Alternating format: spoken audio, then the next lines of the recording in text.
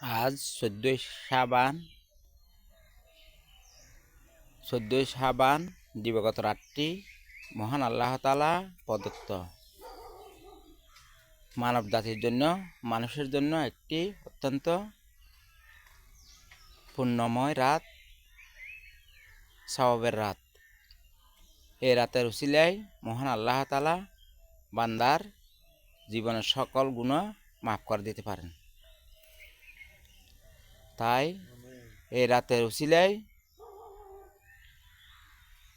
মানুষ তাহার জীবনের যাতে সকল গুনাহ মহান আল্লাহ তাআলার নিকট দোয়া, দরখাস্ত, প্রার্থনা মাধ্যমে তাহার জীবনের সমস্ত গুনাহ যাতে মাফ করতে পারে, সেজন্য আমরা বেশি বেশি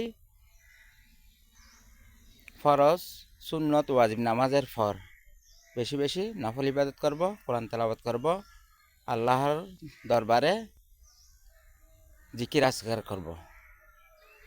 যাদের আব্বা আম্মা আছে তাহাদের নেক নজর হাসিল করার চেষ্টা করব, আর যাহাদের আব্বা আম্মা নাই তাহাদের কবর জিয়ারত করব, মহান আল্লাহ তাআলার কাছে প্রার্থনা করব মহান আল্লাহ তাআলা যেন আমাদের আব্বা আম্মা দানদেরকে জান্নাতুল ফেরদাউসের আলা মাকাম দান করেন। ওয়া মা তৌফিক ইল্লা বিল্লাহ। আসসালামু আলাইকুম ওয়া রাহমাতুল্লাহি ওয়া বারাকাতুহু।